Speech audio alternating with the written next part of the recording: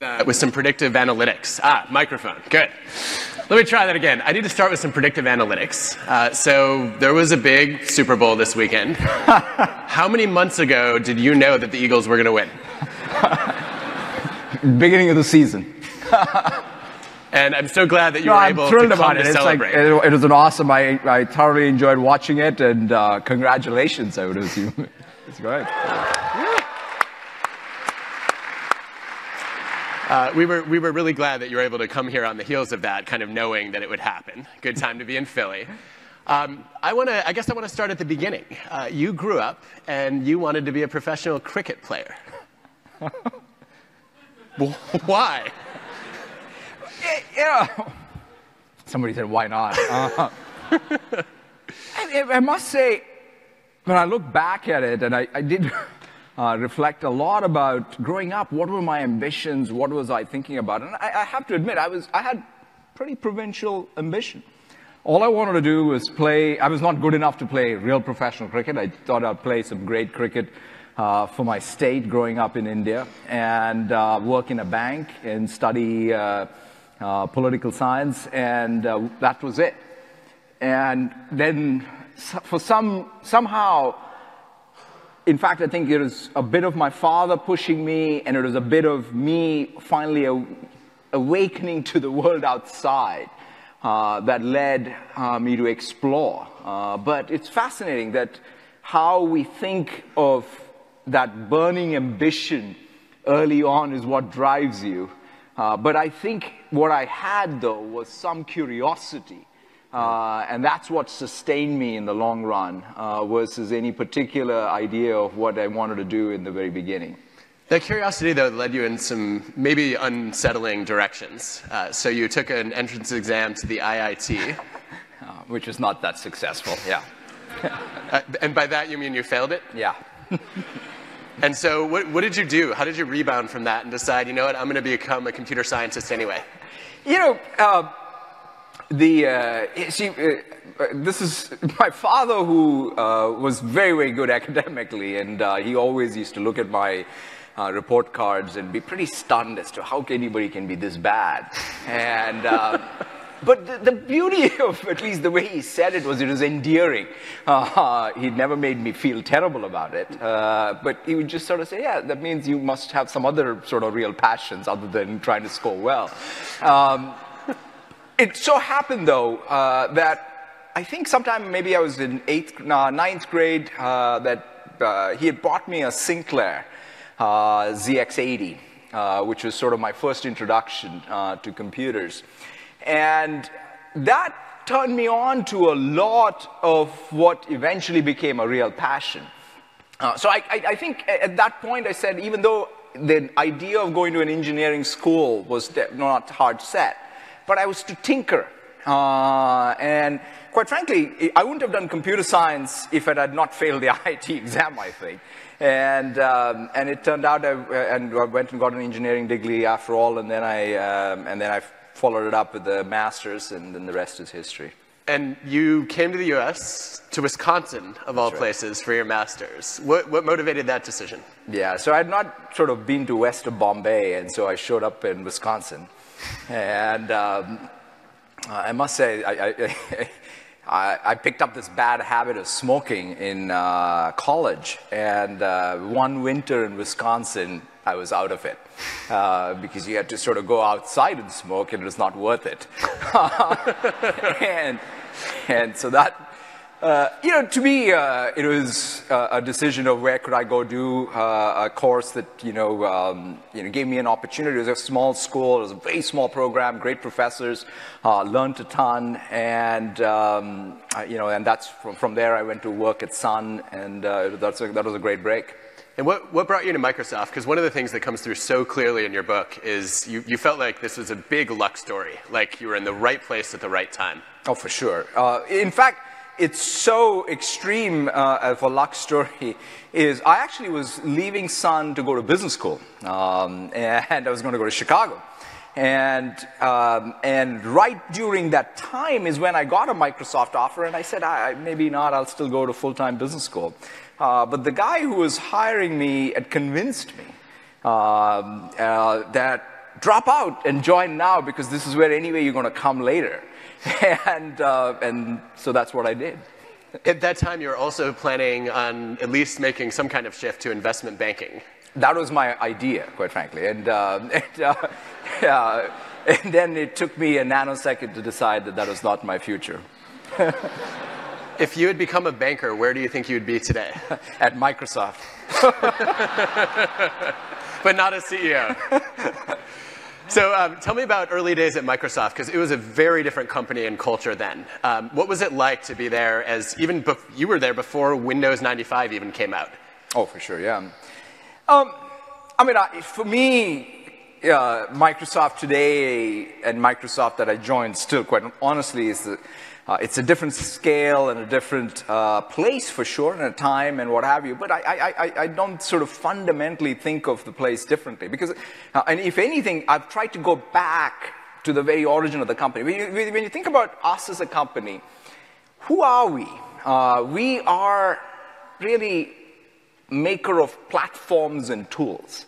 The first product that Bill and Paul created was the basic interpreter for the Altair. And I joined Microsoft at a very exciting time when we were just, for the first time, creating a 32-bit operating system, what became Windows NT. And it was very clear that there is this profound shift to essentially an Intel-based architecture on both, not just the desktop, but even on the server side. And we were able to do a fantastic job of taking that secular shift and democratizing technology so that every small business to a large business could deploy what became the computing power that transformed business. In fact, if you look at productivity stats, the last time technology truly contributed to productivity growth on a broad swath of the economy was the late 90s and early 2000s, thanks to some of the work that happened at Microsoft and elsewhere during that era. So you actually claim that the company has a soul, which is sort of strange, right? So we normally think about maybe people having a soul. You say Microsoft has a soul. People have a soul. Okay, thanks for clarifying that. I've always wondered. But what is the soul of a company? Adam. Here's my belief. I think companies have a core identity. It's a little bit of that's one of the reasons why I tell even internally the story of our birth a lot. Mm-hmm. It's not that new capability, you build a lot of it. Technology, of course, comes and goes. There's profound shifts in the paradigms. Mm-hmm. But your core identity is something that I believe has to be reinforced and expressed differently with changing technology. But you don't need to pick up a completely different identity.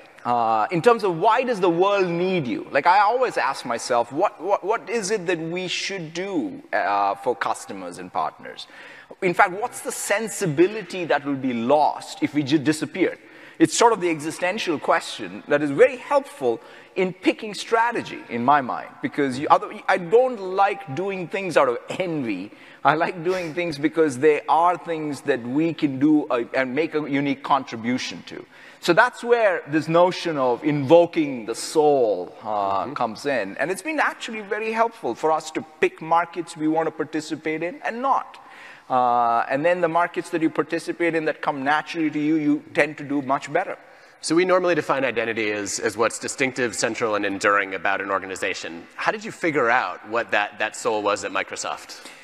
You know, in some sense, it goes back to recognizing who are we at our best? What is that innate capability that we have? There is new capability that we will have to build with every changing technology. Or now today you have to build a lot of AI capability. But even what we do with AI is so different than, say, two other companies that may have AI. Because in my case, I'm truly trying to not count, I'm not sort of saying, hey, here's my AI, look how cool I am. It's immaterial to me. It's only relevant, in fact, it's even relevant for our business model, if I can take the AI capability we have and turn it into someone else's AI capability, in other words, either it's a small business or a large business or a public sector organization, if they can take the building blocks we create and turn it into intelligence that's driving them, then we've added value. So that innate approach is what I sort of identify as the identity and the soul. And so going back again to that very origin story, we're a tool maker. We create platforms for others to create. Like I always say this line of, we create technology so that others can create more technology. And that's how I got to it. Mm-hmm. So when Steve Ballmer announced that he was stepping down as CEO, your name was not on the list of potential candidates. What got you into consideration, and how did you sort of prove that you were the guy? Quite frankly, I mean, a lot of people ask me this, hey, do you think that you're going to become CEO? I mean, until Steve Ballmer sort of decided to retire, I was definitely not sitting around in my office saying, hey, when is he going to retire? I had a very important job, and I was pretty thrilled about it. And even quite frankly, it was not even anyone I was asked to raise my hand or anything, and the board did what it should do, which is looked widely inside and outside. And there was this one piece which I even talk a little bit about in the book, which is when I was interviewing for it, the board asked, it's like, do you want to be the CEO? I said, only if you want me to be. And they said, no, but if you want to be a CEO, you should really want to be a CEO. I said, look, that's not me. I remember going, in fact, recounting this to Steve, and Steve said, yeah, it's too late to change. Yeah, you are who you are. I think the contrast is so interesting, right? Because we every year in leadership class here, we show a video of Steve Ballmer doing his monkey dance where, he's kind of on the stage, out of control. And you are not that person. What was it like to fill those shoes, having, I don't want to call you necessarily an introvert, but you're definitely not as extroverted as he is. I mean, look, I grew up in the company that Paul and Bill founded and Steve and Bill built. And I'm grateful for every opportunity they've given me. And I've learned a ton from both of them. The best advice that Steve gave me was to not try to fill his shoes. I mean, in fact, if anything, he would always push me to say, hey, look, be your own person. And that was clearly what I did, because there's no way, whether it was Bill or Steve, trying to emulate them having gotten onto the job that they held, it would have been just a fool's errand. And so I did the best I could to learn from them, which I did over my 25 years in the company. But at the same time, I've never sort of had that shadow of, well, I now need to do what they would have done. In some sense, it didn't come to me even, that let me try and second guess myself based on what they may have done. You also then pretty quickly said, look, we're going to orchestrate a major culture change. I think the first quote I heard from you that went public was, for too long we've been the know-it-all company and we need to become the learn-it-all company. That's not an easy message to deliver. What led you to that? Yeah. In fact, the way I've thought about this, it's actually one of the things that I probably understand a lot more now 4 years into my job than I even understood it getting into the job. It's a systems problem, right? Which is you have these three things that get into a beautiful lockstep when you're successful. The concept or the idea, the product, whatever you want to call it, that was a hit. The capability you built around it, and the culture that innately gets built. If you think about Microsoft, we had grand success, and not just one, but many. And so if you look at even the distance between Microsoft and the competition in, say, late 90s, early 2000s, there was real daylight. It's not like, say, today, the 5 or the 7 companies, depending on how you count. Any given day, all 7 of us are a cluster of competition. In that, what happened is, it is natural that the culture, when you're doing so well, especially around the concepts that you invented, you felt like, yeah, you knew it all. The inspiration for that cultural change came actually from reading Carol Dweck's work around mindset.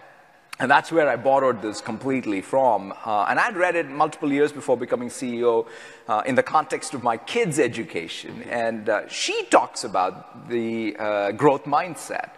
And I sort of paraphrase that as essentially what you learn in school, I guess. I mean, if you have two students, one of them has more innate capability, the other one has less, but the person who has less is a learn-it-all, will ultimately get better.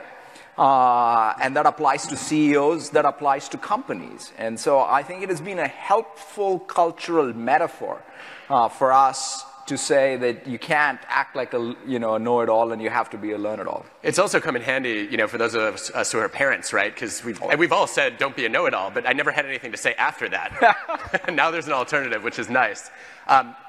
I think the family questions are fascinating. So you're incredibly open and candid in the book about some challenges that you faced in your own family, which I think played a big role in your developing empathy. Can you talk to us about what happened and how it changed you? Yeah, I mean, in the context, that word which I use a lot of empathy, and I think I should first make the case for it. I mean, because most people think empathy is it's sort of a soft skill, may not be as relevant for sort of the hard work of business. But whereas I look at it and say, if you look at what's the source of innovation, the source of innovation is your ability to grasp what are the unmet, unarticulated needs of customers. And where is that going to come from? You can't say, I'm going to just go in, and I believe it comes from empathy. But you can't go into work and switch this on and saying, hey, here's the empathy button, and now I'm going to switch it on, and I'm now going to figure out the unmet, unarticulated needs. You don't have an app for that? No, you don't. You don't. I think life teaches you that. That's at least my experience. Who I was at 25 and who I was at 30 was two different things, fundamentally because of the birth of my son. So, my son was born when I was 29, and both my wife and I were only children of our parents, and so the birth of our first child was a much anticipated event on both sides, and we were all excited. And even a few hours before Zain, my son, was born, if somebody had asked me what is going through my head, or what are you worried about, or what are you anticipating, I would have sort of talked about, oh, how is Anu, my wife, going to go back to work, and what's the daycare going to look like. And yet that night, everything changed because of complications. He was born with cerebral palsy, and so that episode changed. But for me, it was not like night and day that day, although it happened. I would say for multiple years, I struggled with it. It was mostly, I was reflecting on why did this happen to me? All my plans were thrown out of the window. And whereas I watched my wife, and then as soon as she recovered from a C-section, she was driving Zain up and down Seattle, taking him to every therapy possible, giving him the best shot, chance. And it's only by watching her over multiple years I realized nothing happened to me. Something happened to Zain, and I had to step up and be the parent and the father. And that is, for the first time, it clicked much in a deeper sense, which is, I think, innate in all of us as humans, that seeing life through others' eyes, even for someone as close as your own son. And that's when I realized, wow, this is what it is. And I'm sure that's what reflected is me as a manager, me as a colleague, and because people talk about compartmentalizing your work life from your private life, and the reality is, how does one do it? You are one complete self in both places. And so that's kind of where I think about empathy as something, just listening to what happens to you in life and then using that power and expressing yourself completely even at work. How is Zain doing now, and how has opening up about this story changed your relationships at work? I mean, I was fairly open, obviously, in a very more private setting. I didn't have the platform that I have now, but one of the things that I've always been very open about is accessibility as a passion. Zane's experience in particular, because he's locked in even today. So one of the avenues that we've always pursued is what are ways we can help him. In fact, a couple of high school kids locally in Bellevue, did this amazing project with a speech therapist to help him change, because he loves music, and one of the things is he loves to be in control of his own music versus my wife or me being in control of it.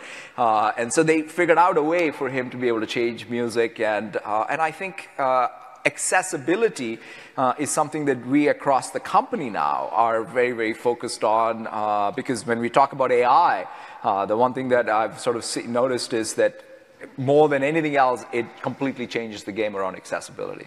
So this is kind of an interesting lens to bring into Microsoft, right? Because you're talking about empathy, and this is a company that historically was known for having a reasonable amount of competition, right? Some degree of stacked performance rankings where people are pitted against each other.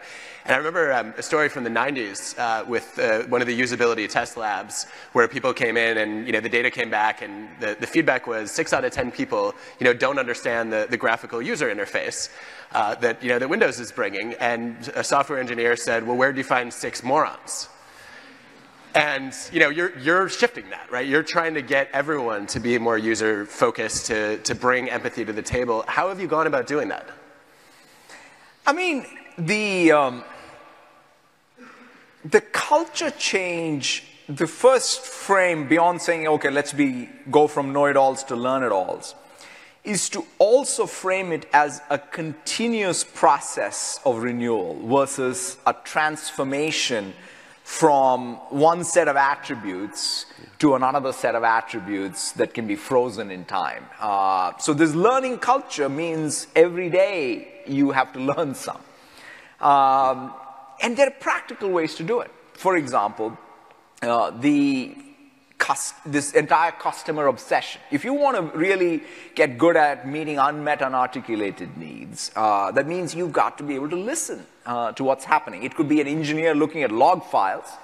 It can be a salesperson actually talking. It doesn't matter. Both of them, you're pattern recognizing way beyond what is even in front of you.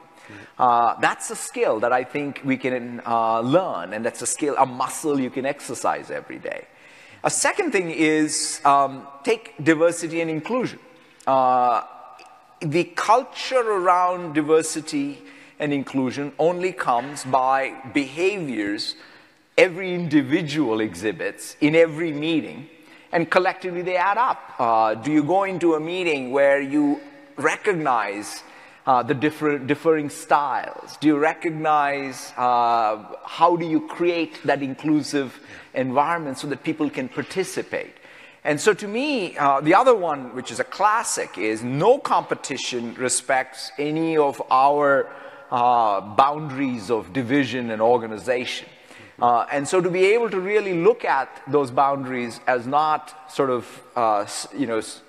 static, but more dynamic. These are all things that we get to do on a daily basis. So we've created a bit of a frame around it, but most importantly is to create the frame that culture and continuous renewal is something that we do every day. I think the leadership that you've displayed during this process is extraordinary. This is now coming up on 4 years, right, since you started? I just finished it at 4th of February. Which, congratulations. I mean, I actually met with a group of students that are joining Microsoft earlier today, and they said it is a completely different company from what it was before you arrived. And I think there will be many case studies written about this one day by some other business school. But I'm curious about the roadmap for culture change. You have over 100,000 people working for you. How did you make this happen, and what are the takeaways for leading and driving a culture change?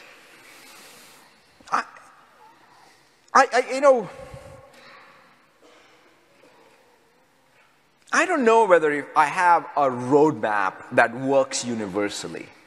I wish I did, but here is at least what I'm trying to do, which is what has bothered me about,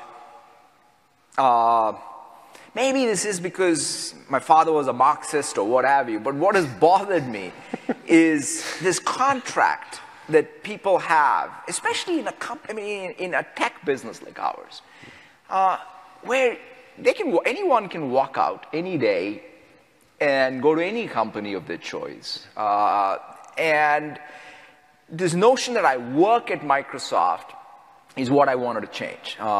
It's what I always say.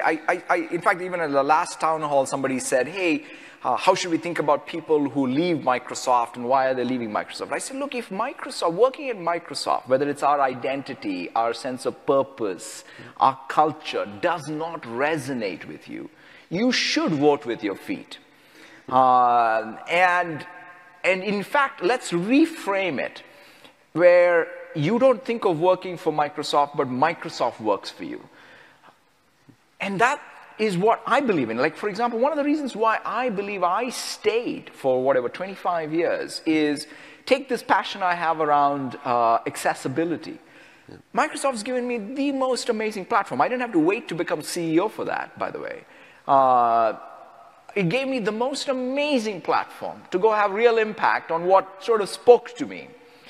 And I think that that's the case for the 100,000 people. And it's not going to be even. It's not going to be this beautiful thing every day that's going to be consistent. You have to have some tolerance for imperfection. That is life. But if you have a little bit of tolerance and forbearance, I think you can turn this equation where it's not like you're working, but maybe these are platforms for you to realize your own personal philosophy and passion. There had to be some moments when you wondered, is this going to work? And I think that probably the most public one was the Grace Hopper conference. Talk to us about what happened there and what impact it had on you. I mean, what happened there was I made a complete stupid mistake. I mean, it's fascinating. It's such a nonsensical answer to give to a question being asked in a women's conference about for a CEO of a company around what one should do if they feel that they're not comfortable asking for a raise. It was a great learning moment because nobody cared about what my personal experience was. What mattered to everyone in the conference and way beyond was, did I get my responsibility as a CEO was not to say trust in the system, but to shape the system that has a chance of ever being trusted. It was a massive learning experience for me. And we've gone to work on it. We have a real challenge, I think broadly, in our industry for sure, where it's not just about even having parity on pay, but it's about being able to have equal opportunity for equal work. We're pushing hard. In fact, one of the stats that I look at is on aggregate, for example, is women's representation growing. But the more particular challenge we have is in tech. And that, I think, we are seeing some glimmers of hope, but we have a long way to go. What are you finding actually makes a difference? I think it's that inclusive behavior. You have to work at multiple things. For example, we have to sort of do the best work in schools where we make sure that young girls are also attracted to things like computer science. For example, Minecraft in Edu, interestingly enough, is a fascinating tool for that because the curriculum around Minecraft is more inviting for all genders. So it's one tool, it's not the only tool. We have to make sure that we recruit broadly and make it possible for people to get into Microsoft. And then once they're there, the cohort, the support, the sponsorship, the mentoring that is there a support system that helps them feel included, feel the sense of belonging. But then also mid-career, whether it is parental leave or caregiver leave, which is policies that need to be there that I think are more conducive because I think unfortunately still the burden of some of the child care or even parental care and others it falls on women, and so you've got to be able to create systems that allow us to support them. But the thing that I've learned is without having inclusion be something that is deeply ingrained in the culture, in every meeting, in every setting. And that, I think, is what you have to work on. I think one thing that's really interesting about hearing you talk about that is, I think this is clear in almost everything you say, but there's an unusual level of humility here, especially for a CEO of a massive company. I don't meet that many CEOs who say, I gave a nonsensical answer to a question. Do you have steps that you take, or are there parts of your day that are built in to keep that humility? I mean, look, the one thing that I've always felt is, from ancient Greece to modern Silicon Valley, the one thing that has brought down empires or companies or people is hubris. So I don't know, it's never been my thing. And at least I've approached it as confidence is super important. I'm pretty confident. But understanding that line between having confidence in your own capability and yet having the humility to learn, I think, quite frankly, I picked it up probably from at least my high school coach in cricket more than anything else. I guess we have a lot of coaches to thank then, if that's the impact of cricket. I want to talk about technology.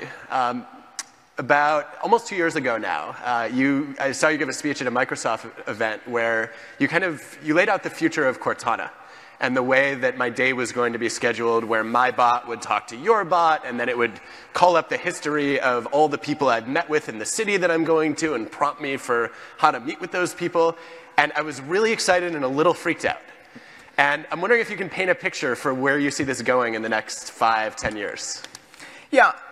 See, the ultimate interface has to be natural language.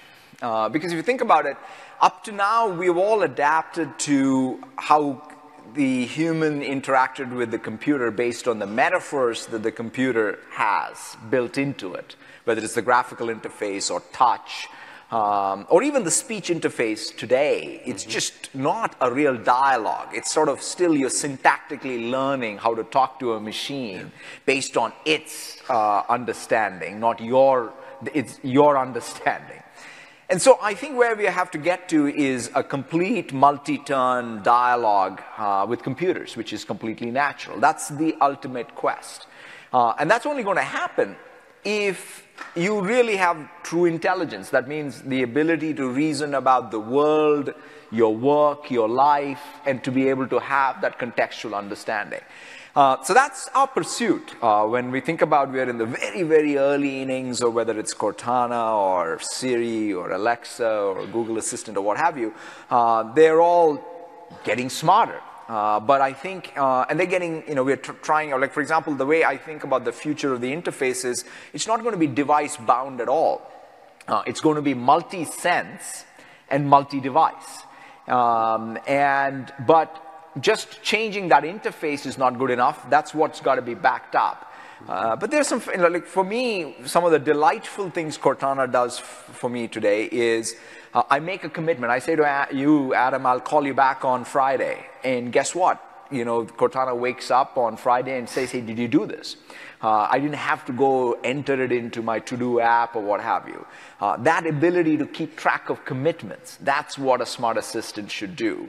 And so to me, that's the first level of intelligence, and there's much more coming. And that's kind of the capabilities we're building in. It seems like the difference between Cortana and a manager is I can say to Cortana, no, I didn't do it and I don't want to.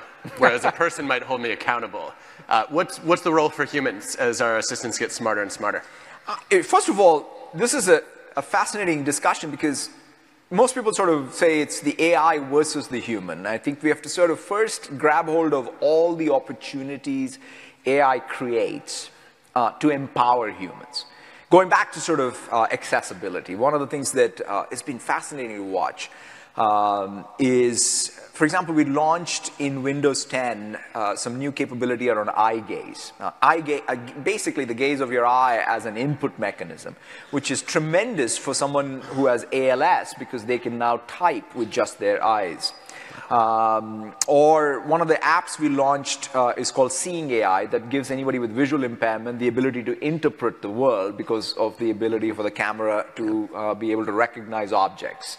Or learning tools inside a Word or OneNote can give a dyslexic kid the ability to comprehend and read. These are all things that came out of AI. In fact, one of the things at Cambridge, England, we worked on, along with the University of Washington, was a project called Inner Eye. So this is for radiotherapy. I had not realized it, but the doctors spend enormous amount of time trying to actually manually, go over the tumor and demarcate it, whereas AI can do a much better job with more precision. But the doctor then spends more time with the patient. So I fundamentally believe that AI absolutely can be designed to help humans, empower humans to do more and achieve more. Now, that said, we should be clear-eyed about displacement. So I'm not at all saying that there is not going to be displacement. Mm-hmm. But at the same time, I don't want to fall for this fallacy of a lump of labor and say, okay, what are all the new jobs that get created that we will need new skills for? And in fact, my passion for LinkedIn comes from there, which is if we can now use LinkedIn as that digital feedback loop, on a continuous basis for what are the jobs of the future, what's the skills required, how do we deliver that training, then I think we can, as a society, do a better job of dealing with what is inevitably going to be pretty hard displacement. I have to ask, there is a rather famous Wharton alum, no, not that one, Elon Musk, who's obviously scared a lot of people around what if AI lacks human ethics, and what if this all goes off the rails. You're a technology optimist. What do you say to those concerns? I mean, that's why I said, there is no question if the debate on when is AGI or this artificial general intelligence going to happen, Elon I think is much more of the camp that it's going to happen imminently, and and there's a lot of arguments. You ask 10 people, they'll come up with 10 different answers. So leaving that speculation aside, I would say the following. Let's not abdicate our control of how things get shaped. To me, it's a design choice. Before even we talk about anything the government or regulators and policies should do, let's start with people building AI. The explainability of AI is one of the fundamental challenges that we have to deal with, right? How did this decision get made? Oh yeah, it's some eigenvector somewhere deep down. No. You got to go in and sort of really have the ability to, in fact, reason about the decision itself. So I think some of the best research should be done around explainability. We should, in fact, have design, just like for good UI, we had all sorts of guidelines for good user interface. We should have guidelines for good AI. How do you make sure that you actually have a testing regime so that bias inadvertently doesn't get introduced or advertently gets introduced? So you have to have some set of processes by which you can ensure that you don't have unintended consequences of AI. So I'm more in the camp of first design for empowering humans. Life's path dependent. The way we may get to AGI will go through routes that we have created. But if we abdicate too soon, then our worst fears can absolutely come true, but we won't. So you mentioned explainability. You've been writing and talking a lot about quantum computing. Does that mean, I'm wondering if you can explain that to us, right? I think of quantum entanglement. Does that mean the computer's in two places at once? The cloud is now part of multiple clouds? What's going on there? Here's, I wish I understood.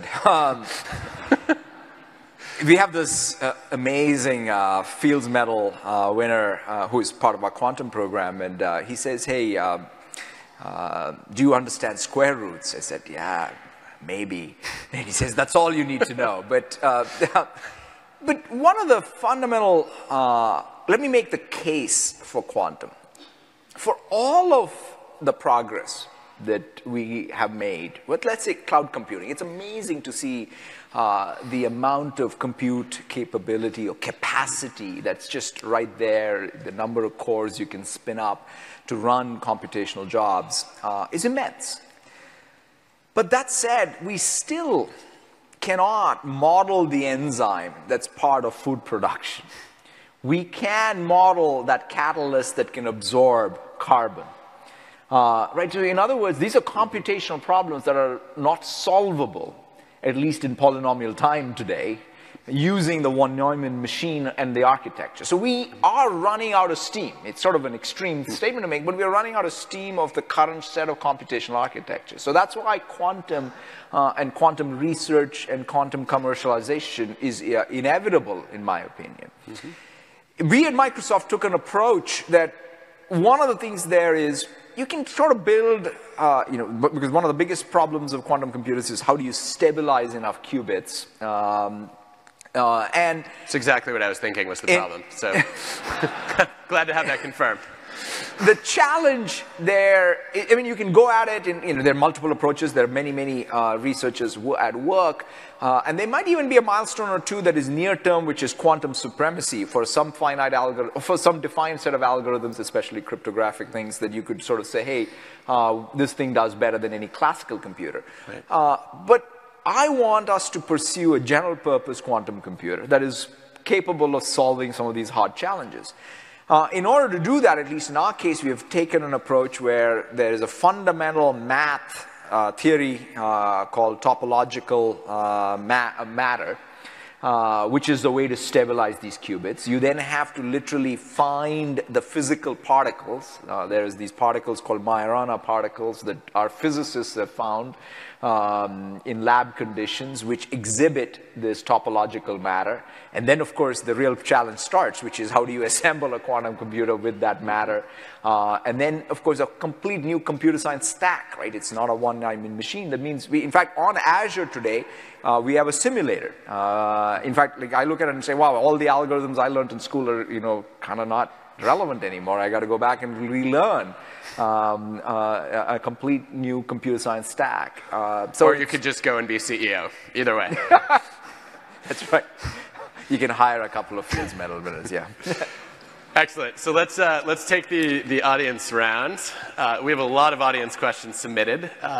We've covered some of this ground already, but I think there's some interesting questions here. So the first thing that I want to get your take on is what was the class that influenced you most in college? What is a class? I don't know whether it is in college, but what influenced me the most was my middle school or high school poetry. That's, and I can relate, in fact, my love for computer science to poetry, although the first time I took it, I was not really into English or poetry, but I must say I learned everything about compression, expression.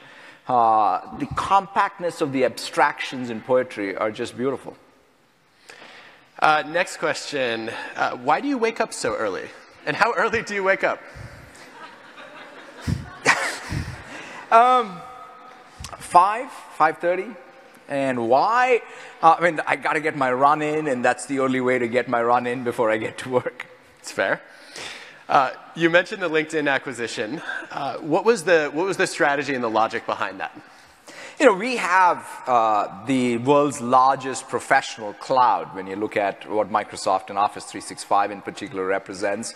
And LinkedIn was the world's largest professional network. And I felt these two things being brought together to serve the professionals of the world, realize their economic opportunity, and empower them is something that I've always deeply thought about, and I've talked to Jeff and Reed for years, and finally it came about. HoloLens, you've bet big on virtual reality. Is that going to make its way into the workplace at any point, and if so, how? In fact, in workplaces where it's making its way in a big way, for especially training, it turns out, is the killer app. If I look at sort of how the airlines and the Boeing and others are using it, it's instead of having your entire aircraft go offline or even go to a simulator, you can bring whatever part right where you are. So Cleveland Clinic is teaching an anatomy class using HoloLens. And so the first set of applications are many industrial applications, whether it's surgery, whether it's education, whether it's repair or training. All right, I need to preface this one with a disclaimer, which is you write in the book at length about how you've actually embraced some of your competitors as partners, Apple and others. But there's at least one student in the audience who wants to know, as a new grad, why should I choose Microsoft over other large tech companies?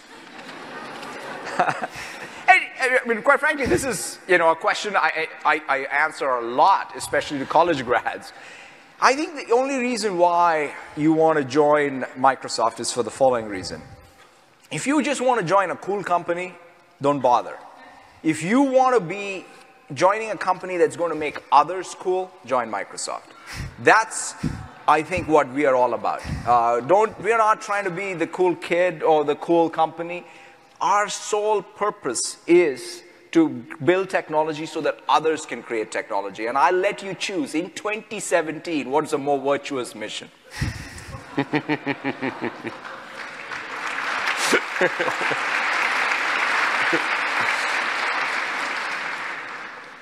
Related to that, is there a role for non-tech people in the future? 2018, sorry. Yeah. How do people think about, as the skills that you're going to depend on, the kinds of people you're going to hire are going to change? What kinds of topics should we be studying now, and how should we prepare for an AI-enabled future? It's a great question. I think the core analytical skills are always going to be the critical reasoning, critical thinking skills are the most relevant as opposed to any subject matter depth you may have in any field, because that you'll have to relearn. I remember, for example, I learned so much about, auction theory much later on when I was running some of our search auction businesses, as opposed to in business school.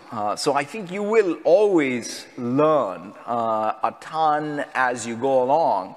But the one thing that for sure in a school like Wharton that you will pick up is an amazing ability to tame complexity because of the analytical skills you develop. And that's going to be universally relevant. Mm-hmm. Related to that, if someone in the audience wants to be a CEO one day, what advice would you give them at this moment? Here's what I would say. If you are waiting to do your best work after you become CEO, stop. Do your best work now, and you will be a CEO one day. Mm-hmm. Building on that, another question that multiple people have asked is if you're starting out a career and there are people who don't see your potential, how do you get them to recognize it? I think this is where I would say have confidence. Because it may not work as efficiently. It's not an efficient market. That's what I would say. Because in some sense, there is your best work may not immediately get rewarded, but it's inevitably going to catch up. So have some patience, but more importantly, have confidence. And I think doing it where you are confident about your work, you are evangelizing it, speak up for it, and even if it is not, go back at it. Have persistence and confidence. Those would be the two words I would use. So one of the things you did when you came in as CEO is you invited Bill Gates back in sort of a more product-oriented, sort of tech-oriented advisory capacity. I think a lot of people would have been terrified of this because Bill seems to know more about everything than even the world's experts know on it. So what's it like to work with him? Terrified, no. For me it was super important because one thing you got to remember, a founder has a status in a company, and especially someone iconic like Bill, that just cannot be replicated. And no one goes to Bill and says, let me sort of have an average day with him. No, you prepare. And he draws the best from folks. And so, to me, that's invaluable, even for me. I mean, the one thing that Bill is he's the most intellectually honest person. And he'll call it as it is. And that intellectual honesty is a rare commodity. And so therefore, I think he sets high standards and pushes me and the rest of the company. His collaborators often talk about how that intellectual honesty rubs off on them, and they find themselves asking Bill questions. Is there something that he's imprinted on you? So is there a Bill Gates question that you found you've sort of internalized as one of your own? I would say one of my more intimidating moments with Bill was, I think I was, it was 1996, maybe 1995. I was presenting to him, and one of my bosses at that time, who later on became CEO of VMware, called Paul Moritz, was sitting next to me, and I distinctly remember Bill looking at him and saying, "It's time for fresh and new IQ." And I didn't know what the heck just happened. Did I just get fired? Should I stop? Should I walk out? And that was a moment of confidence where I just moved to the next slide and things worked out. So if there is anything that has been imprinted, is be confident. When you think about sort of your life, people always ask female leaders, how do you deal with work-life balance? There's a question for you about work-life balance, and I think your story is particularly interesting because in addition to the challenges you faced with your children, you also did a commute back and forth between Seattle and Vancouver with your wife for years. How did you manage that, and what advice do you have for how we can all keep it together? I wish I had some formula for it. The one thing that at least I'm trying to practice is not to view it as a balance in some sense as that needs to be accounted for, but it's some kind of a harmony that you find. Maybe it's a better frame because then you don't get into this anxiety of measuring it in quantitative terms like time, but by quality. And so, for example, how much time do you spend with your kids where you're not trying to reach for your phone or you're not thinking about the email that you didn't send or are about to send? That presence is going to probably be everything. I mean, I think, we all say this, but it's hard, which is attention is your scarcest commodity. How you apportion it, how you're not distracted into doing things that are not giving you everything out of every moment of your life is probably the most important thing. Quite frankly, even the tools we want to build and the technology we want to build, we want to be able to give you back that empowerment. But for me, that's been core to how I achieve some harmony between work and life. The natural follow-up on that is also in here, which is, do you have rules for unplugging from tech or practices that you follow to make sure that it doesn't sort of command all your attention? For me, the thing that I do pretty religiously is I read before going to bed analog, and that helps. No screens before going to bed, and that's, for whatever reason, it makes a real difference. Mm-hmm.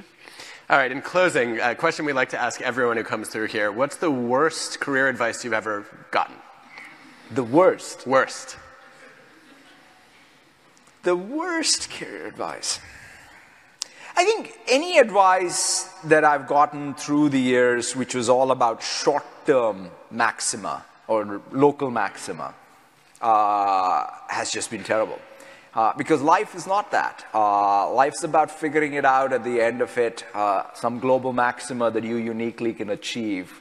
And by just trying to go being a short-termer just doesn't work. So anytime I've been pushed to say, hey, do this because this is going to be short-term advantages, has been the worst advice.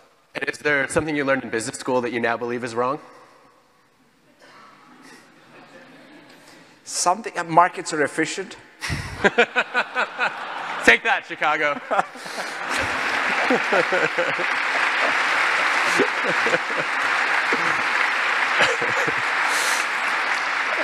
Finally, you take questions from your interns every year.